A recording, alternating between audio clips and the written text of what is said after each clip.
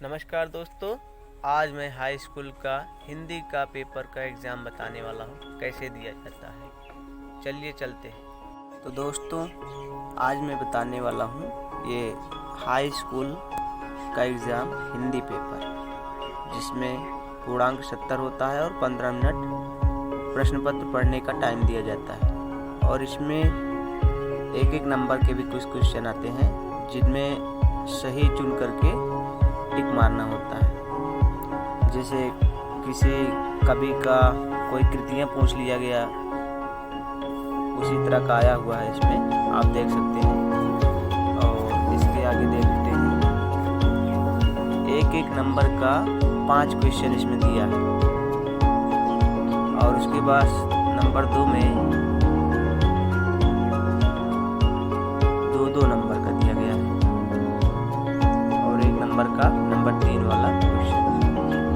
तो ऐसे ही आएंगे, आप देखते चलिए कैसे क्वेश्चन आता है।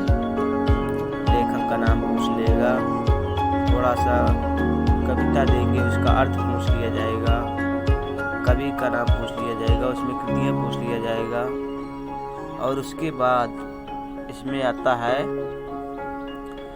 गद्यांश, जो कि 6 नंबर का है। और जितना दूरी ये रेखांकित किया गया है, उतने दूरी का ही इसमें संदर्भ सहित लिखना है। और इसमें पूछा है, हमें किन लोगों का साथ नहीं करना चाहिए। जो रेखांकित किया गया है उसी में ये सब ढूंढ कर लिखना है।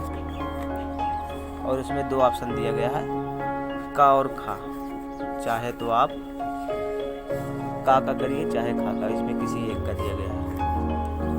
क्वेश्चन अच्छे से देख लेना चाहिए, कह क्या रहा है और पूछ क्या रहा है। आप लोग जल्दबाजी ना करिए, एक बार पूरा पेपर पलट कर पीछे तक पढ़ लिया करें। उसके बाद जो जो छोटा लगे उसको कर लिया करें। और कोशिश ये किया करें कि कोई भी क्वेश्चन हो, उसका खंड जो है, अगर का खा बोला गया है तो दोनों करें। ये नहीं कि का कर ले और खा बाद में, ऐसा नहीं।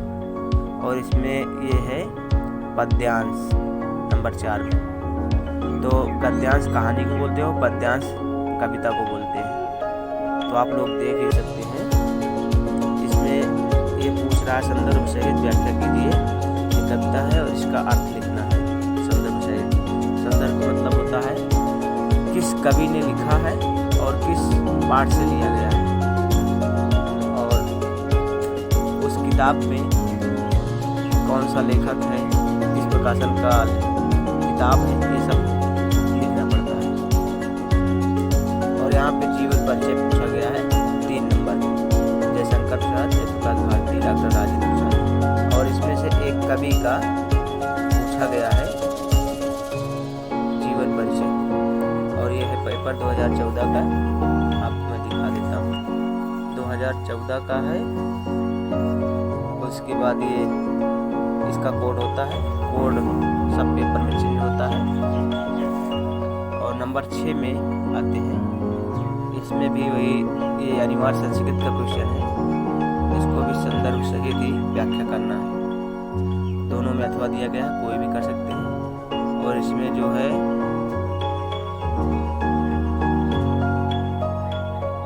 नंबर 7 का पूछ रहा है, अपनी पाठ्यपुस्तक से कंठस्थ किया गया कोई एक श्लोक लिखिए जो इस प्रश्न पत्र में ना आया हुआ। एक श्लोक जरूर पूछता है अनिवार्य संस्कृत में।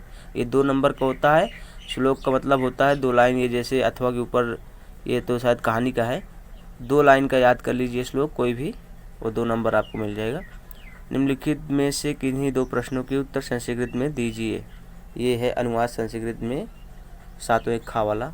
और 8वें का, इसमें रस पूछ रहा है, हास्य अथवा करुण रस की परिभाषा दीजिए। इसमें उदाहरण सहित लिखना पड़ेगा आपको। परिभाषा भी दीजिए किसको बोलते हैं, और उदाहरण भी एक लिख दीजिए। फिर आगे अलंकार, उपमा अथवा रूपक। अलंकार भी पूछता है, और सोठा और छंद भी पूछ रहा है, रस भी पूछ रहा है, ये सब पूछता है। 2-2 नंबर में है। और निम्नलिखित में से किन्हीं 3 के मेल शब्द बनाइए। जैसे आपका, उपका, अब का। उप का हो गया उपकार, अब का हो गया अपमान, ऐसे ऐसे शब्द बनाइए। निम्नलिखित में से किन्हीं 2 प्रत्ययों का, तो प्रत्यय है ये, नंबर खा में 2 नंबर का है। और इसके बाद देखते हैं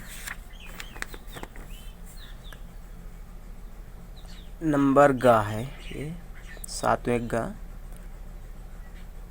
सॉरी ये 9वें का गा है। तो इसमें है समास विग्रह। आप लोग पढ़े होंगे समास विग्रह क्या होता है, कौन सा समास आएगा। निम्नलिखित में से किन्हीं दो के तत्सम रूप लिखिए। ये जेठ सात ये सब तत्सम रूप हैं। निम्नलिखित से 2 शब्दों के 2 पर्यायवाची, घर अतिथि ये सबके पर्यायवाची लिखिए जिनके अनेक नाम होते हैं। और नंबर 10 का में किन्हीं दो के संधि विच्छेद, जैसे अभिधन उदया है तो अभ्युदया हो जाएगा। ये प्लस करके पूछा है तो इसका शब्द लिखिए। और खा में है किन्हीं एक का धातु रूप पुरुष, इनमें कौन सा धातु रूप लगा है, जैसे पठत है तो कौन सा धातु है और कौन सा रूप किस नंबर पे आता है।